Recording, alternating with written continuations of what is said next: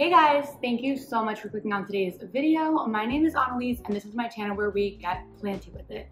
So I totally did not plan to film today or really do any planty things today, but it's been on my mind for a while to get this beautiful Monstera Albo on a moss pole. As you can see, this is the newest leaf here and it's losing some of its fenestrations, meaning it's losing its maturity, and I don't want that to happen. And so I think it's time for it to be staked up. You can see the stem is definitely a bit out of the pot and doesn't have any support, so I want to get this guy staked up nicely.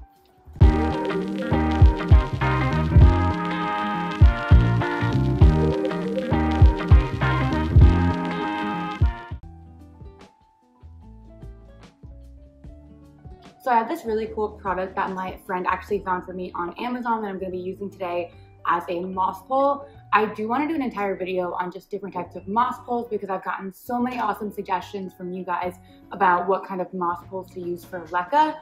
But just for today, just to get this task done, I'm going to be using this guy. So basically it has this plastic stake at the bottom here. You can detach it and put it together like this.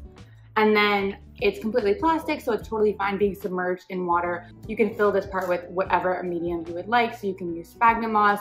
I'm trying a LECA pole, we'll see how that works. I know sometimes people will use orchid bark for a pole, so I'm just gonna use sphagnum in this guy. I'm hoping I can just shove it in here and not have to unpot the whole plant, but we shall see. So I have a bowl of water right here, and I have my super moss sphagnum moss, which is my preferred sphagnum for sure.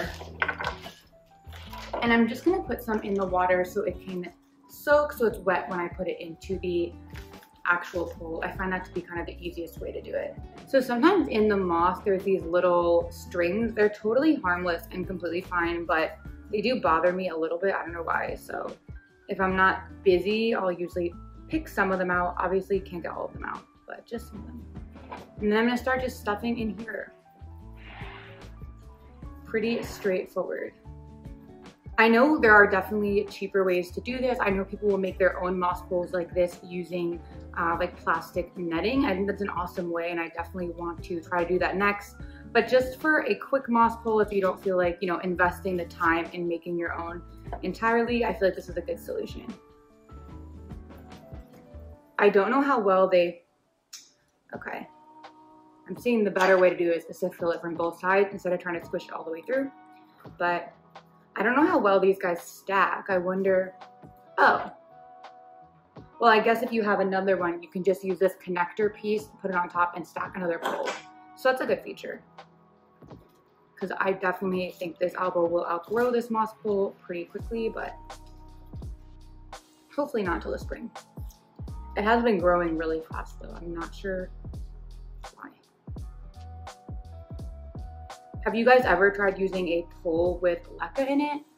How does that work? If it has, let me know. I'm super curious about it. I kind of want to try it because I do love LECA and I love, you know, experimenting with new planty things. So that would be super cool. Put a little bit more in here.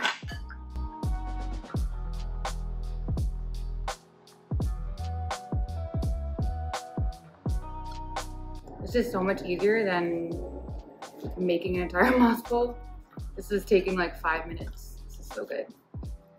Okay. So I think that's the pole. It looks pretty good. There's a little bit of a gap in the middle. Hold on, let me see if I can kind of squish. I don't know if this is the proper way, but I'm gonna use a pencil to kind of just go in here to like squish some of the middle section down because there's some gaps. Okay, that seems to have worked perfectly. Okay, so now the question is, can I just shove it into this plant? I really don't want to unpot this guy because as you can see, the roots are so happy in here. They're so good. So I don't want to disturb them, but I just want to find a way to get this.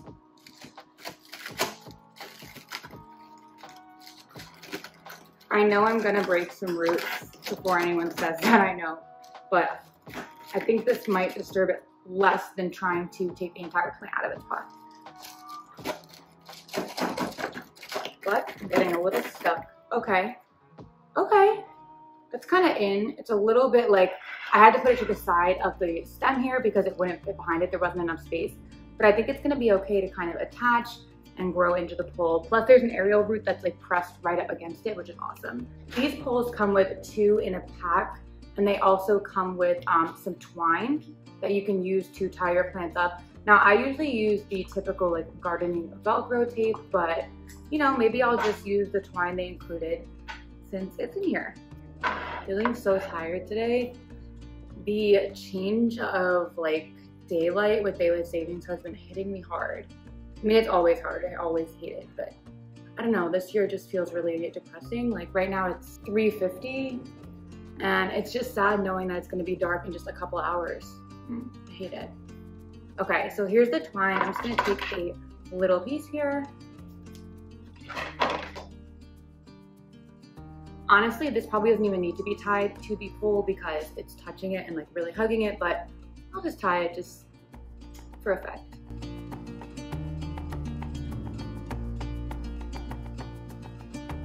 Cool. Okay, so that's the finished product here with this guy. I'm very happy with how it's turned out. I think it's gonna do really well on here, hopefully grow into there pretty quickly, and then hopefully the next leaf, or at least in a couple of leaves, will go back to the, you know, really mature leaf with these fenestrations there. So we'll see. That's this guy. I think that's all I have to do for now, so I will just tack this onto some more plant chores that I'm sure will come up in the next couple of days.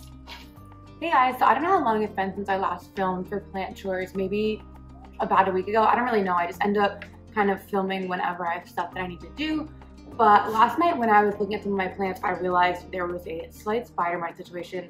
I feel like it's just a constant in my life. Like I'll get rid of spider mites, we'll be good, and then a week later it's on some plant. I think the biggest challenge is like treating plants for spider mites is not that difficult, but then if you put it back and there's any plant with spider mites near it, it will get it again.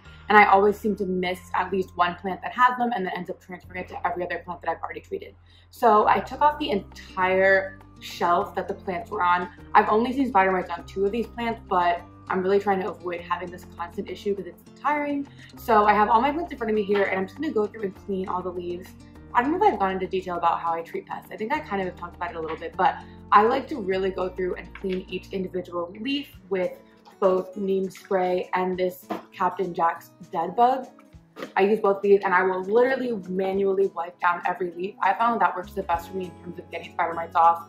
You know, rinsing them in the shower is helpful, but sometimes, you know, you miss the spot with a spider mite, blah, blah, blah. So I like to wipe all the leaves down, and then I let them sit for a bit, and then I'll usually go in and still spray them all over with this spray. Just the wiping step helps make sure all of the leaves and webbing and whatever is off first. It is a little daunting with how many plants are out here, but I actually find this process kind of relaxing. So I'm gonna put on something on my TV, which is behind you, and just wipe down a bunch of plants. Let's get to it.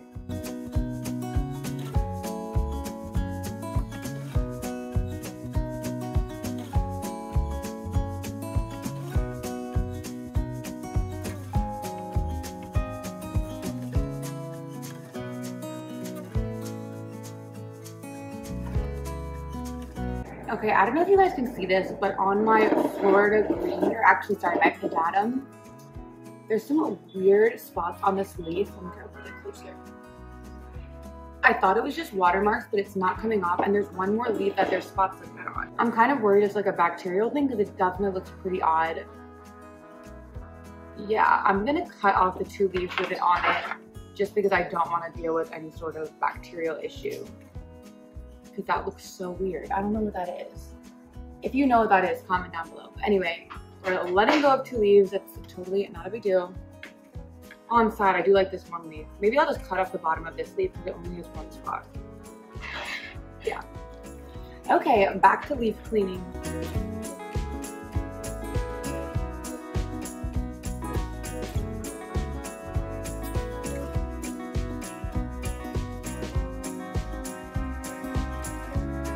Okay, so as I'm cleaning this plant, this is a plant I almost never really look at.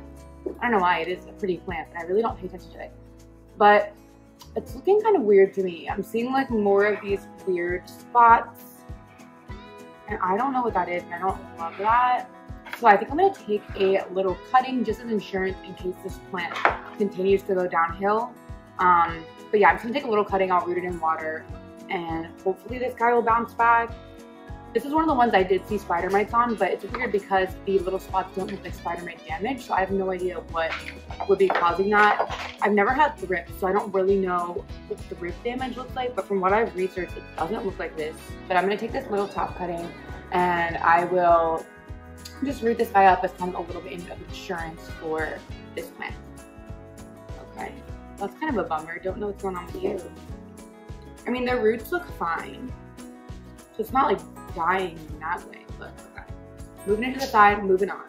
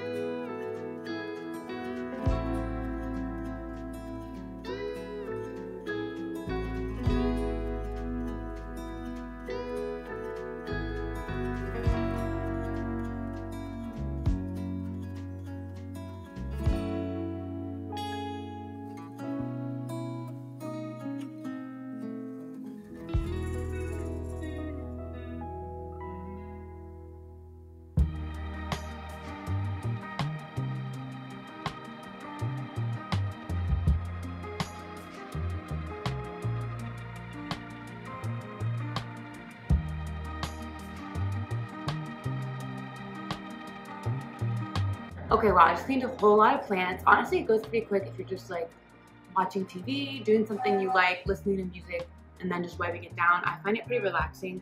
So I'm basically gonna toss these guys, not toss, gently place these guys in the tub, and I'll give them a shower down in maybe an hour or so. And then they should be good to go. I'll probably give them another treatment in another 2 days or so, just to make sure that everything's really gone. But that is it for this thing. So I'll probably have like at least one more day of plant chores in this video. I don't know if I'm gonna do more today. I might, because I have some stuff I actually do want to do, but we'll see if I get around to it. Who knows? Today is a lazy, bummy day, if you can tell by my bummy outfit. It's a bummy Wednesday. So anyway, thank you guys for watching this part, and I will see you whenever I do some more plant chores. So I actually ended up ending my plant chores video here. I hope you guys enjoyed, and I will see you next time. Have a good one. Bye.